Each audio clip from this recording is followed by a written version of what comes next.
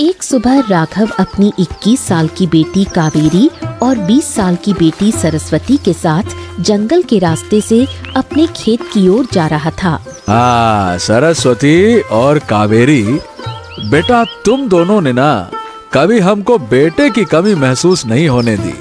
हर काम में हाथ बटाती हो। सच कहता हूँ, तुम दोनों मेरी आन बान और शान हो। हाँ, पर पिताजी, माँ की तबीयत ठीक नहीं है। हमें खेत का काम करके जल्दी घर वापस लौटना होगा। माँ घर में अकेली हैं, कोई तो होना चाहिए उनके पास। चिंता मत करो, हम जल्दी से काम खत्म करके वापस लौटेंगे।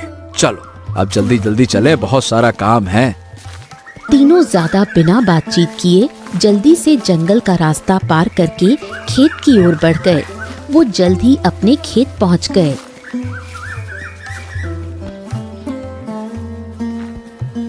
दीदी, पिताजी, आप लोग काम शुरू कीजिए। मैं पेड़ के नीचे बैठकर आप लोगों के लिए ताजी अदरक वाली चाय बनाती हूँ। माँ ने खास कहा था कि खेत पर जाकर अदरक कूटकर चाय बनाना, उससे आपकी थकावट दूर हो जाएगी।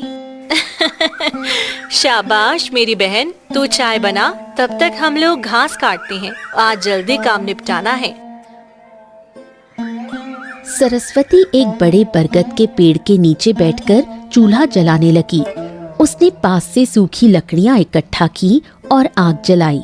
राघव और कावेरी अपने हंसिए से खेत के दूसरे कोने में घास काटने लगे।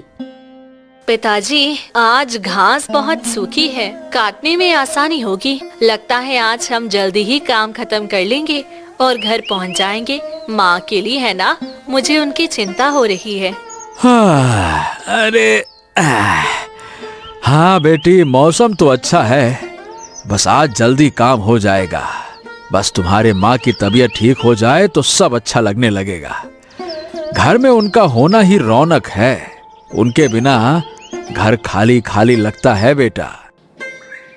पिताजी, दीदी, चाय बन गई है, आ जाइए, ठंडी हो जाएगी।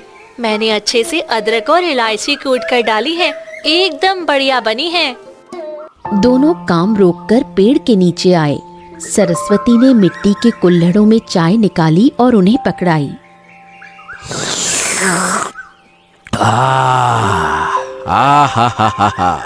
बहुत बढ़िया चाय बनाई है बिटिया। अरे दिल खुश हो गया। बेटा सरस्वती, एक बात बोलें, आज की चाय पीकर तुम्हारी माँ की याद आ गई। अदरक की खुशबू ने तो सारी थकावट और सुबह की नींद ही उड़ा दी। हाँ, एकदम माँ जैसी। तेरी चाय बनाने की कला दिन ब दिन निखरती जा रही है। लगता है ससुराल में जाकर तू नाम रोशन करेगी। बस आप दोनों को पसंद आनी चाहिए, बाकी किसी को आए ना आए। अब आप लोग थोड़ा आराम कर लो, फिर काम करते हैं। तीनों चाय पीते हुए थोड़ी देर सुस्ताने लगे। तभी अचानक पास की झाड़ियों में तेज हलचल हुई। अरे, ये कैसी आवाज है? लगता है कोई जानवर है, पर आवाज थोड़ी अलग और अजीब लग रही है। कहीं कोई जंगली सूअर तो नहीं? पिताजी, मुझे बहुत डर लग रहा है। तुम दोनों यहीं रुको, डरो मत, मैं देखता हूँ। तुम दोनों जरा भी हिलना मत। हाँ? राघव हंसिया लेकर झाड़ियों की तरफ सावधानी से जाने लगा, लेकिन तभी एक नीले रंग की चिड़िया जमीन से ऊपर उठी। वो अपने पंजों में एक छोटे 2 महीने के रोते हुए बच्चे को उठाकर लाई।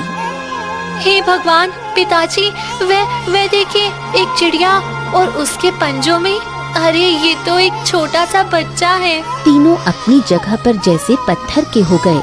चिड़िया सीधे सरस्वती के पास आई, जो पेड़ के नीचे बैठी थी, और बच्चे को धीरे से जमीन पर घास के ऊपर रख दिया। बच्चा बहुत जोर से रो रहा था। उसका चेहरा डर और भूख से लाल हो गया था। हे भगवान, ये क्या हो रहा है? ये सच है या मैं सपना देख रही हूँ? एक चिड़िया बच्चा लेकर आई है। अरे, ये तो जीता जागता मासूम बच्चा है। कौन लाया इसको यहाँ पे? और ये अजीब सी ये नीली चिड़िया कौन है? मैंने तो इसको पहले कभी नहीं देखा। हैं? ये क्या चक्कर है? तीनों उस छोटे सुंदर बच्चे को देखकर दंग रह गए। बच्चा लगातार रो रहा था, उसकी आंखों में आंसू बह रहे थे। तभी वो नीले रंग की चिड़िया, जो अभी तक वहीं मंडरा रही थी, पास के एक बरगद की डाल पर आराम से बैठ गई। अचानक एक चमत्कार हुआ।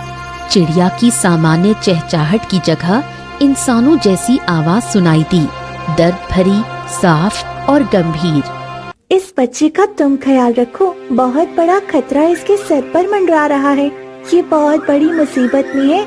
मैंने इसे बहुत दूर मौत के मुंह से बचाया है। तुम भले लोग हो, मैंने तुम्हारे बारे में बहुत सुना है। तुम इसे बचा सकते हो, तुम इसे अपनाओ।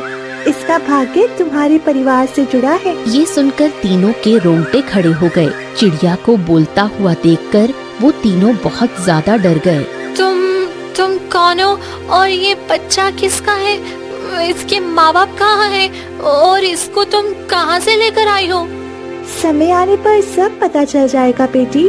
अभी सवाल मत करो, बस इस मासूम की रक्षा करो। ये बच्चा साधारण नहीं है, इसके पास कुछ अद्भुत शक्तियाँ हैं। इसका राज किसी को पता नहीं चलना चाहिए, नहीं तो अनर्थ हो जाएगा। मैं फिर कभी आऊंगी जब समय सही होगा। इतना कहकर वो चिड़िया आकाश में बिजली की गति से उड़ गई और पलक झपकते ही ओझल हो गई। बाप रे बाप, आखिर ये कैसे हो सकता है? एक बोलने वाली जादुई चिड़िया और ये मासूम बच्चा। जरूर कोई बड़ा रहस्य है। पता नहीं पिताजी, पर देखिए ये कितना प्यारा है और कितना डरा हुआ है। कितनी जोर से रो रहा है। इसे भूख भी लगी होगी। लगता है इसे दूध चाहिए। इसकी आंखें तो देखिए कितनी भोली हैं। लगता है भगवान ने इसे हमारे लिए ही भेजा है, क्योंकि हमारे पास कोई भाई नहीं था। हाँ, अब जो भी हो बेटा, वो चिड़िया ने हमें एक बहुत बड़ी जिम्मेदारी दे दी है। एक जान हमारे हवाले करके गई है। अब हम इसे जंगल में या गांव में ऐसे अकेला तो नहीं छोड़ सकते। चलो इसे अपने घर ले चलते हैं। पार्वती भी इसे देखकर बड़ी खुश हो जाएगी। उनके लिए तो ये भगवान का तोहफा होगा, उनके अकेलेपन का साथी। क्यों बेटा? हाँ पिताजी, सही कह रहे हैं आप। ये हमारा छोटा भाई बन सकता है, हमारा अपना सगा भाई। आज से हम इसकी माँ जैसी। चलो जल्दी घर चलते हैं, इसे भूख लगी होगी। माँ का दूध पीने से ये चुप हो जाएगा और आराम करेगा। राघव ने अपने औजार समेटे। कावेरी ने बच्चे को अपनी ओढ़नी में लपेटा और गोद में उठाया। तीनों जल्दी जल्दी घर की ओर चल पड़े। राघव का परिवार उस रहस्यमयी बच्चे को लेकर जल्दी जल्दी घर पहुंचा। घर के अंदर माँ पार्वती चारपाई पर लेटी हुई थी। उनका चेहरा थोड़ा उतरा हुआ था और वो अस्वस्थ महसूस। माँ देखो, हम क्या लाए हैं। जल्दी उठो माँ, देखो तो सही। अरे देखो ना माँ। क्या हुआ कावेरी, इतनी जल्दी कैसे आ गए तुम लोग? और ये आवाज कैसी है? कोई बच्चा रो रहा है क्या? हाँ माँ, एक बहुत प्यारा बच्चा है। देखो तो सही, कितना सुंदर है। कावेरी ने बच्चे को धीरे से माँ पार्वती के पास रखा। पार्वती ने जब उस छोटे बच्चे को देखा तो उनकी कमजोर आंखों में भी चमक आ गई। बच्चे ने रोना थोड़ा कम कर दिया। शायद उस नए माहौल में उसे थोड़ा सुकून मिला। अरे ये इतना प्यारा बच्चा किसका है? कहाँ मिला तुम्हें ये? तुम लोग इसे यहाँ घर क्यों ले आए? इसके माँ बाप कहाँ हैं? पार्वती, तुम पहले आराम से बैठ जाओ। ये बहुत लंबी और अजीब कहानी है, घबराओ मत। मैं तुम्हें सब कुछ साफ साफ बताता हूँ। देखो, राघव ने अपनी पत्नी पार्वती को जंगल के रास्ते से लेकर खेत तक की सारी घटना विस्तार से बताई। सुबह का सफर, खेत में काम, नीली चिड़िया का अचानक आना, उसका इंसानी आवाज में बोलना और बच्चे को उनके पास छोड़कर चले जाना। हे भगवान, एक बोलने वाली चिड़िया, और वह कह रही थी कि बच्चा मुसीबत में है। जरूर कोई दैत्य चमत्कार है। ये बच्चा साधारण नहीं लगता राघव। माँ जो भी हो, ये बहुत मासूम और प्यारा है। और चिड़िया ने कहा था कि हम ही इसे बचा सकते हैं। हम ही भले लोग हैं। हमें इसे अपना लेना चाहिए माँ। हमारे घर में रौनक आ जाएगी। हाँ माँ, ये हमारा छोटा भाई बन सकता है। हमारा तो कोई सगा भाई भी नहीं है। भगवान ने शायद हमारी सुन ली है और इसे हमारे लिए ही भेजा है, एक तोहफे के रूप में। तुम दोनों सही कह रही हो। भगवान ने हमारी बरसों की दुआ कबूल कर ली। उन्होंने हमारे घर में एक चिराग भेजा है। आज से ये बच्चा हमारा है, इस घर का बेटा। अब चिंता मत करो, मैं इसे दूध पिलाती हूँ। ये बहुत भूखा है। मेरा दिल कह रहा है कि ये बहुत भाग्यशाली बच्चा है। पार्वती उठकर अंदर गई और बच्चे के लिए दूध लेकर आई। बच्चे ने आराम से दूध पिया और पीते ही सो गया। उसके चेहरे पर शांति थी, जैसे वो सुरक्षित महसूस कर रहा हो। पार्वती, हमने इसका नाम सोच लिया है, आदित्य। कैसा रहेगा? सूर्य का नाम है, हमेशा चमकता रहेगा। क्या कहती हो? आदित्य, सूर्य का नाम बहुत अच्छा नाम है। आज से इसका नाम आदित्य ही रहेगा। अब इस घर में इसका ही राज चलेगा, समझे तुम लोग? पूरे घर में खुशी का माहौल छा गया। कावेरी और सरस्वती अपनी माँ के साथ मिलकर आदित्य की देखभाल करने लगी। उन्होंने उसे अपने सगे भाई की तरह पाला। वो उसके लिए माँ जैसी थी। उसे नए कपड़े पहनाती, प्यार से खिलाती और हर छोटी बड़ी जरूरत पूरी करती। आदित्य बहुत शांत और हंसमुख बच्चा था। धीरे धीरे वो बड़ा होने लगा। सरस्वती, देखो तो ये कितना जल्दी बड़ा हो रहा है और ये कितना समझदार है। जरा भी तंग नहीं करता, बस हंसता ही रहता है। हाँ दीदी, ये बहुत प्यारा है। लगता है सच में भगवान ने इसे भेजा है। सबसे अच्छी बात तो ये है कि माँ की तबीयत भी इसके आने से अब ठीक हो गई है, जैसे इसके आने से ही घर में बरकत आ गई हो। परिवार में खुशियाँ वापस लौट आईं। आदित्य के आने से घर में रौनक आ गई। गांव में किसी को भी नहीं पता था कि आदित्य कहाँ से आया। सब यही समझते थे कि ये राघव के दूर के रिश्तेदार का बच्चा है, जिसे इन्होंने गोद ले लिया है, क्योंकि उनके कोई बेटा नहीं था। देखते ही देखते आदित्य 5 साल का हो गया। वो बहुत ही शांत और समझदार बच्चा था। एक दिन जब वो घर के आंगन में खेल रहा था, मौसम अचानक बदल गया और तेज हवा चलने लगी। उसने देखा कि तुलसी का पौधा पानी ना मिलने से मुरझा रहा है। बेचारा पौधा सूख रहा है ये तो। आदित्य ने मासूमियत से उस पौधे को छुआ और एक चमत्कार हुआ। जैसे ही उसकी उंगलियां पौधे से लगीं, एक हल्की नीली रोशनी निकली और पूरे पौधे में फैल गई। अरे, ये कैसे हुआ? मुरझाया हुआ पौधा तुरंत हरा भरा हो गया और उस पर ताजे फूल खिल उठे। आदित्य खुद भी हैरान था। उसे नहीं पता था कि ये सब कैसे हो रहा है कि उसके अंदर एक जादुई शक्ति आ चुकी है। इस शक्ति की वजह से ही नील उसे छोड़ गई थी, क्योंकि उसके असली माता पिता जो दिव्य लोक के थे, उसकी जान बचाने के लिए उसे यहाँ भेजा था। आदित्य साधारण नहीं था, उसके अंदर जन्म से ही दिव्य शक्तियाँ थीं। बेटा आदित्य, मैं तुमसे कुछ पूछना चाहती हूँ। बहुत दिनों से सोच रही थी। क्या तुम मुझे साफ साफ और सच सच बताओगे? हाँ माँ, पूछिए ना। मैं कभी झूठ नहीं बोलता, आपको पता है ना। आज दोपहर जब मैं अंदर अपने कमरे में आराम कर रही थी, मैंने खिड़की से साफ साफ देखा तुमने पौधे को बहुत तेजी से बड़ा कर दिया था। ये सब क्या है बेटा? ये कैसे होता है? हमें बताओ, हमें डर लग रहा है। आदित्य ये सुनकर एकदम सन्न रह गया। उसे नहीं पता था कि अनजाने में उसकी क्षमताएं किसी ने देख ली हैं। उसके छोटे से चेहरे का रंग उड़ गया और वो घबराकर पीछे हट गया। माँ, मुझे नहीं पता। ये सब अपने आप हो जाता है। मैं कुछ नहीं करता, मेरे बस में नहीं है। मुझे माफ कर दो माँ, अगर मैंने आपको डरा दिया हो तो। ओहो पार्वती, ये तुम क्या बातें लेकर बैठ गई हो? वो बच्चा है, शायद खेल खेल में हो गया होगा। अब तुम ज्यादा मत सोचो, उसे डराओ मत। देखो बेचारा कितना डर गया है, कैसी बातें करती हो। हाँ माँ, पिताजी सही कह रहे हैं। आदित्य बहुत सीधा साधा और प्यारा बच्चा है। उसने जानबूझकर कुछ नहीं किया होगा। आप इतना परेशान मत होइए। नहीं राघव, मुझे कुछ ठीक नहीं लग रहा। ये सब चीजें सामान्य नहीं है। एक चिड़िया का बच्चे को लाना, फिर ये घटनाएं, मुझे लगता है हमारे घर में कोई ऐसी बात है जिसे हम नहीं समझ पा रहे हैं। ये किसी बड़े राज का हिस्सा लगता है। हाँ माँ, मुझे भी कुछ अजीब लगा था। एक बार जब मैंने उसे छुआ तो मुझे कुछ अलग ऊर्जा महसूस हुई थी। अरे तो तुम कहना क्या चाहती हो पार्वती, साफ साफ बताओ। मैं बस सच जानना चाहती हूँ ताकि हम उसे बचा सके। अगर वह किसी मुसीबत में है तो। माँ, मैं बुरा नहीं हूँ। मैं यही रहूंगा आपके साथ।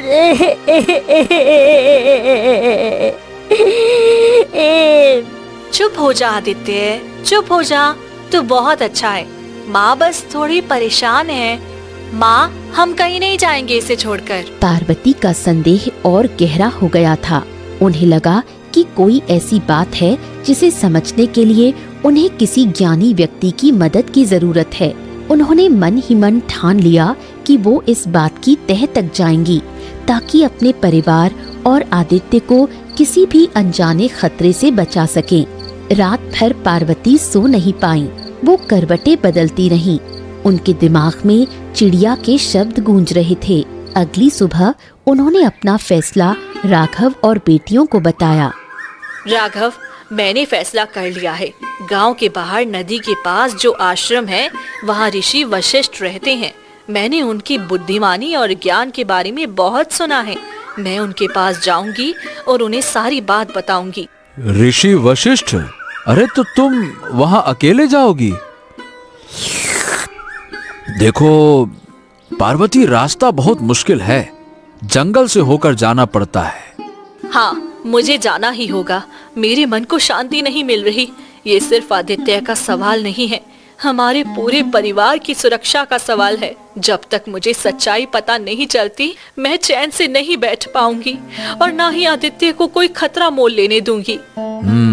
ठीक है, अगर तुम्हें यही सही लगता है तो जाओ, पर ध्यान रखना सूरज ढलने से पहले वापस आ जाना। हम सब तुम्हारा इंतजार करेंगे। मैं कावेरी और सरस्वती के साथ खेत पर काम करूंगा ताकि काम जल्दी निपट जाए। ठीक है? पार्वती आदित्य के रहस्य को जानने के लिए गांव के बाहर आश्रम में रहने वाले ज्ञानी ऋषि वशिष्ठ से मिलने के लिए निकल पड़ी। उनका दिल तेजी से धड़क रहा था। मन में डर था, पर सच्चाई जानने की जिद ज्यादा थी।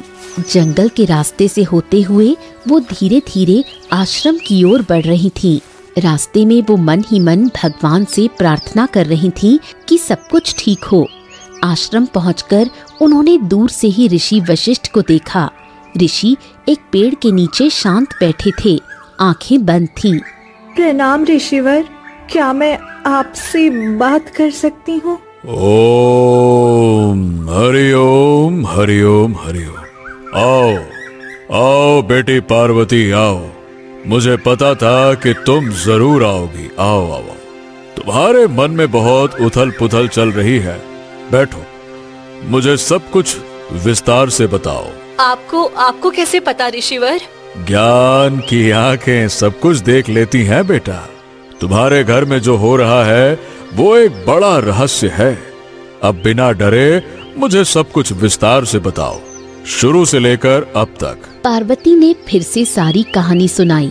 नीली चिड़िया का बच्चे को लाना, चिड़िया का बोलना, आदित्य का नाम रखना और हाल ही में हुई जादुई घटनाएं, जैसे पानी का हवा में रुकना और पौधे का बड़ा होना।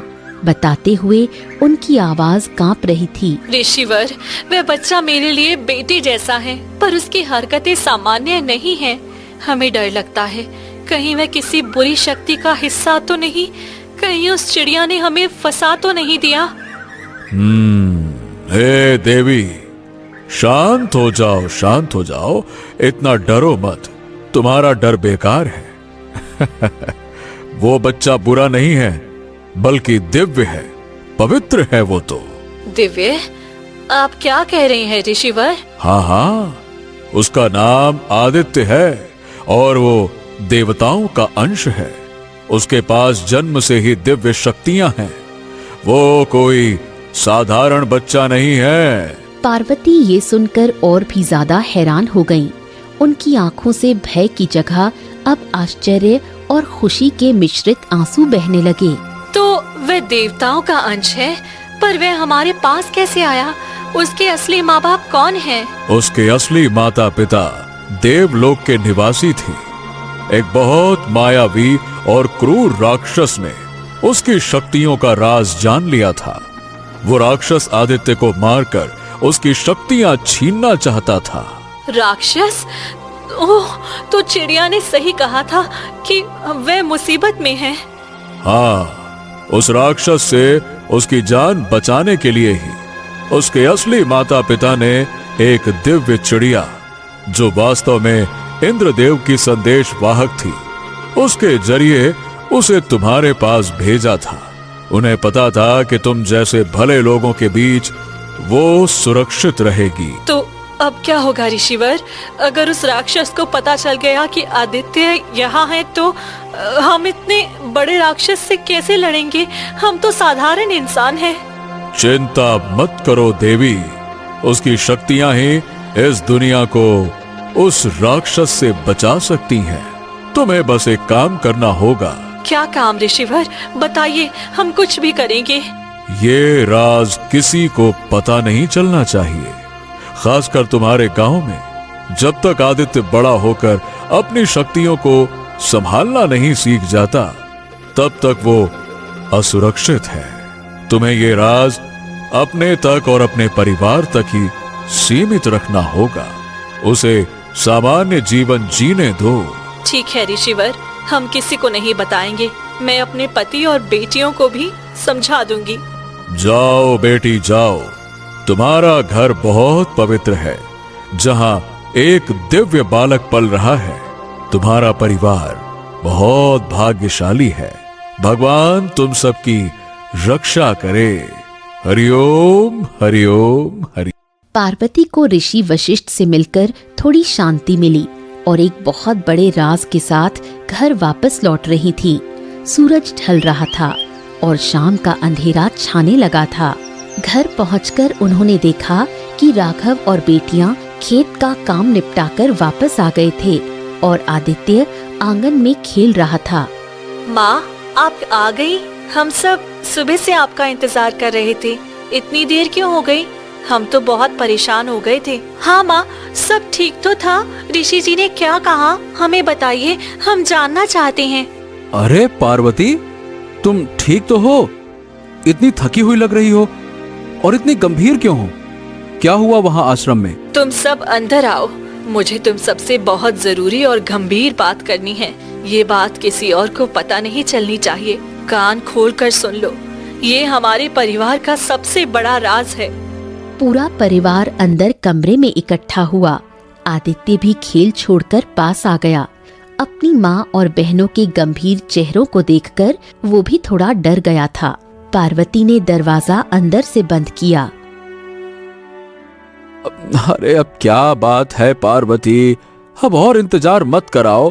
इतनी गंभीर क्यों हो? जो भी है बोलो ना। राघव, हमारा आदित्य वह साधारण बच्चा नहीं है। वह एक दिव्य बालक है, देवताओं का अंश। हे राम, दिव्य बालक? आप क्या कह रही हैं माँ? ये कैसे हो सकता है? क्या ऋषि जी ने सच में ऐसा कहा? हाँ, उन्होंने ही बताया। उसके असली माँ बाप देवलोक के हैं। एक बहुत मायावी और क्रूर राक्षस ने उसकी शक्तियों का राज जान लिया था।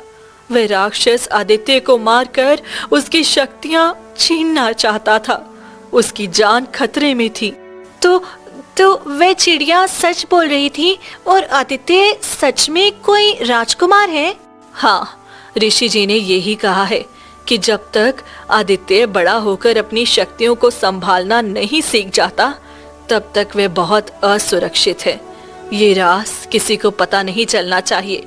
गांव में किसी को भी नहीं, यहाँ तक कि हमारे पड़ोसियों को भी नहीं। ओ, तो इसका मतलब है कि हम एक बहुत बड़ी और खतरनाक जिम्मेदारी उठा रहे हैं। एक ताकतवर राक्षस आदित्य के पीछे पड़ा है। सब लोग ध्यान से सुनो, हमें अब बहुत सावधान रहना होगा। हाँ, लेकिन ऋषि जी ने ये भी कहा है कि उसकी शक्तियां ही इस दुनिया को उस राक्षस से बचा सकती हैं। हमें बस उसे प्यार से पालना है और उसे सुरक्षित रखना है जब तक वह बड़ा नहीं हो जाता। हम कुछ नहीं होने देंगे अपने भाई को माँ। हम सब मिलकर उसकी रक्षा करेंगे। चाहे कोई भी आ जाए, हम उसे यहाँ से नहीं ले जाने देंगे। हाँ माँ, हम किसी को कुछ नहीं बताएंगे। ये हमारा भाई है और हम इसे कभी नहीं छोड़ेंगे, चाहे कुछ भी हो जाए। राक्षस, वो मुझे मारेगा क्या? मैं यहाँ पे यहीं पे आपके साथ रहूंगा, मुझे कहीं नहीं जाना। अरे नहीं नहीं बेटा, कोई तुम्हें कुछ नहीं करेगा। हम है ना तुम्हारे साथ, तुम चिंता मत करो। तुम तो बस मजे से खेलो, पढ़ाई करो और खुश रहो। हम हैं बेटा, हम हैं। पूरे परिवार को अब सच्चाई पता चल गई थी। उनके मन में डर भी था, पर आदित्य को बचाने का संकल्प ज्यादा मजबूत था। उन्होंने कसम खाई कि वो इस राज को हमेशा अपने दिल में छिपा कर रखेंगे। अब आदित्य बड़ा हो रहा था, उसके अंदर की शक्तियाँ अनजाने में ही बाहर आती रहती। लेकिन अब परिवार सतर्क था। वो आदित्य को समझाते कि इन शक्तियों का इस्तेमाल किसी के सामने न करे। आदित्य, मैंने मना किया था ना, किसी के सामने ऐसा मत करना। माफ करना दीदी, वो अपने आप ही हो गया, मतलब अनजाने में हो गया। अच्छा ठीक है ठीक है ठीक है, ऐसे मत देखो, मैं अब ध्यान रखूंगा। ठीक है ठीक है। गांव में शांति ज्यादा दिन नहीं रही। उस मायावी राक्षस को पता चल गया कि आदित्य कहाँ है। एक तरफ अमावस्या की रात थी, आसमान में घना अंधेरा था। पूरा परिवार रात का खाना खाकर सो गया। तभी अचानक एक भयानक तूफान आ गया। घर की खिड़कियां और दरवाजे जोर जोर से बजने लगे।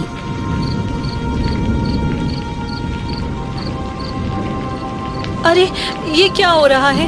इतनी तेज हवा क्यों चल रही है पिताजी? लगता है बहुत बड़ा तूफान आने वाला है। मैंने ऐसी आवाजें कभी नहीं सुनी, जैसे कोई घर तोड़ने की कोशिश कर रहा हो। ए पार्वती, उठो उठो उठो, अरे जल्दी उठो। कुछ ठीक नहीं लग रहा। ये हवा सामान्य नहीं है। इसमें कुछ अजीब सी ठंडक है। ऐसा तूफान मैंने अपनी जिंदगी में नहीं देखा। ये किसी आफत का संकेत है।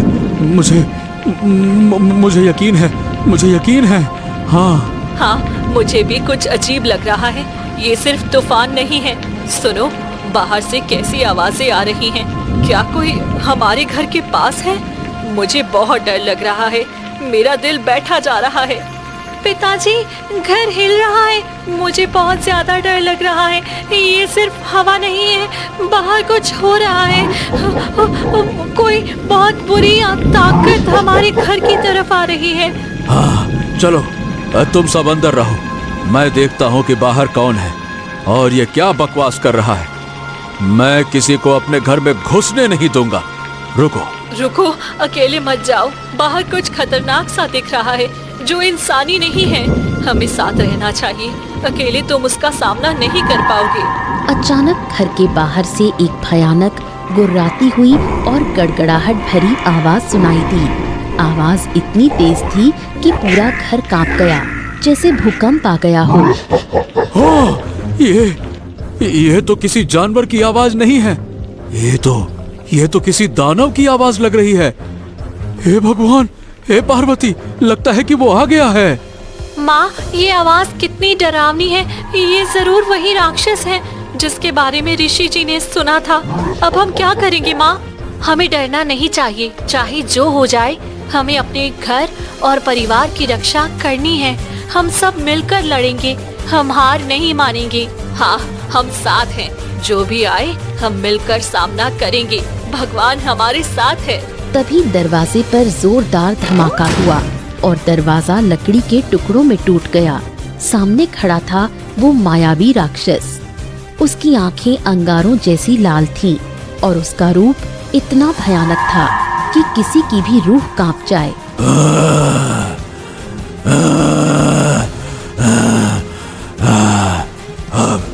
अब तुम्हें मुझसे कोई नहीं बचा सकता। तुम्हारा खेल खत्म हो गया इंसानों। तुम्हारी हिम्मत कैसे हुई हमारे घर में घुसने की? दुष्ट, चले जाओ यहाँ से, नहीं तो अच्छा नहीं होगा।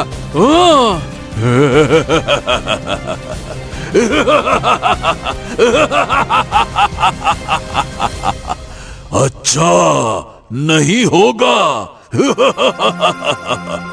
तुम जैसे कमजोर इंसान मेरा क्या बिगाड़ लोगे? मैं तो उसे लेने आया हूँ जिसे तुम छिपा रहे हो। राघव, सावधान रहो, इसकी शक्तियाँ बहुत ज्यादा हैं। हमारी तलवारें इसके सामने कुछ नहीं है। राक्षस ने अपनी मायावी शक्तियों से जमीन से एक बड़ा पत्थर उठाया और राघव की तरफ फेंका। रुक जाओ, मैं ऐसा नहीं होने दूंगा। आदित्य के हाथों से एक तेज सुनहरी रोशनी निकली जिसने पत्थर को हवा में ही रोक दिया और उसे एक पल में रेत बना दिया। ये कैसे हो सकता है? इस बच्चे में इतनी शक्ति! ये तो मेरी शक्तियों से भी ज्यादा तेज है। ए बेटा आदित्य, ये तुमने कैसे किया? ये रोशनी कहाँ से आई? मुझे नहीं पता पिताजी, पर मुझे लगा कि कुछ करना चाहिए। मुझे आपको बचाना था, बस इसीलिए। तुम सबने मुझे धोखा दिया, पर ये बच्चा, मैं इसे मार दूंगा। मैं फिर यहाँ आऊंगा और तब तुम्हें कोई नहीं बचा पाएगा। तुम्हारी दुनिया को मैं जलाकर राख कर दूंगा। राक्षस गायब हो गया। घर में शांति छा गई, पर सभी जानते थे कि ये लड़ाई अभी खत्म नहीं हुई है। हाँ, मेरे बेटे, तुमने हमको बचा लिया। तुमने हम सब की रक्षा की। मेरे बच्चे, हमें तुम पर बहुत गर्व है, बहुत ज्यादा। बहुत अच्छे। हे भगवान, सब ठीक हो गया, हम सब सुरक्षित हैं। मेरा बच्चा कितना ताकतवर है। राक्षस के हमले के बाद रात भर कोई सो नहीं पाया। सुबह होने पर घर का टूटा हुआ दरवाजा ठीक किया गया, लेकिन परिवार के दिल में डर बैठ चुका था। वो जानते थे कि अब राक्षस कभी भी वापस आ सकता है। देखो, अब हम यहाँ सुरक्षित नहीं हैं। राक्षस ने हमें ढूंढ लिया है। वो फिर से आएगा और अगली बार वो ज्यादा ताकतवर होकर आएगा। हम कहाँ जाएंगे राघव? गांव में कोई और जगह सुरक्षित नहीं है। हाँ पिताजी, हमें कुछ करना होगा। हमें आदित्य को बचाना होगा। तभी अचानक एक तेज रोशनी घर में भर गई। सब लोग हैरान हो गए। नीली चिड़िया अपने असली दिव्य रूप में प्रकट हुई, एक महिला के रूप में। राघव, पार्वती, तुम लोगों ने बहुत हिम्मत दिखाई। तुमने निस्वार्थ भाव से आदित्य की रक्षा की है, लेकिन अब समय आ गया है कि उसे वापस ले जाएं। वापस ले जाएं? कहाँ? और आप कौन हैं? मैं इंद्रदेव की संदेशवाहक हूँ। आदित्य देवताओं का अंश है और अब उसे अपनी शक्तियों का सही उपयोग करना सीखना होगा, ताकि वह उस मायावी राक्षस का अंत कर सके।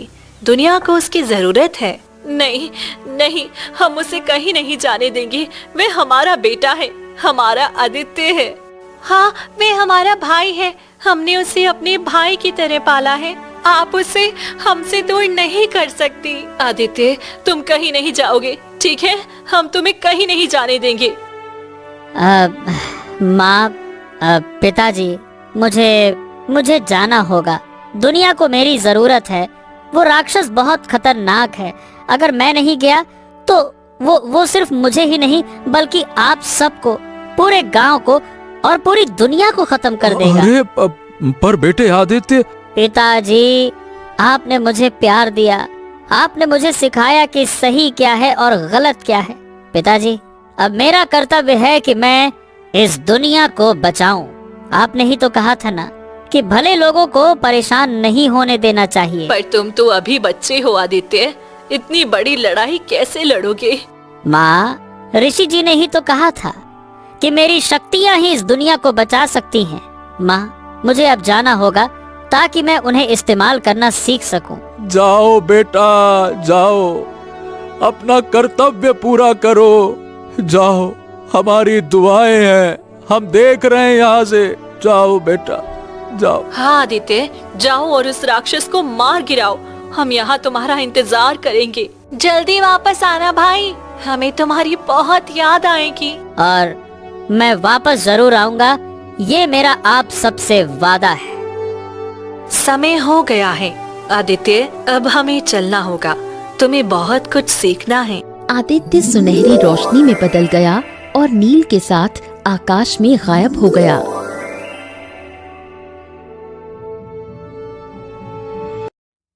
मेरा बच्चा चला गया। घर के आंगन में चारों तरफ सन्नाटा छा गया और रात के अंधेरे में सिर्फ परिवार के लोगों का रोना सुनाई दे रहा था। वो बस आकाश की तरफ देख रहे थे, जहाँ से उनका छोटा भाई और बेटा अभी अभी गायब हुआ था। जाओ बेटा, जाओ, अपना कर्तव्य पूरा करो। जाओ, हमारी दुआएं हैं, हम देख रहे हैं यहाँ से। जाओ बेटा, जाओ। मेरा बच्चा चला गया, मेरा आदित्य चला गया, मेरे सामने ही। वह मुझसे दूर चला गया। नहीं माँ, वह हमसे दूर नहीं गया है, वह कहीं और गया है, एक बड़े काम के लिए। वह वापस आएगा माँ। हाँ माँ, हम सबने उसे यही कहा है। उसने वादा किया है कि वह जरूर वापस आएगा। हम सब उसका इंतजार करेंगे। अरे बस पार्वती, रो मत। देखो, हमें रोना नहीं चाहिए, हमें तो गर्व महसूस करना चाहिए कि हमारे बेटे ने इतनी बड़ी जिम्मेदारी उठाई है। उसने हमें बचाया और अब वो पूरी दुनिया को बचाने गया है। हाँ, बहुत बहादुर है वो, है ना? गर्व तो है राघव, पर दिल को कैसे समझाऊं? इतने सालों से जिसे मैंने अपना बेटा माना, वह अचानक चला गया। घर कितना सूना लगेगा अब। सूना क्यों लगेगा माँ? हम है ना, हम सब आदित्य की यादों के साथ रहेंगे।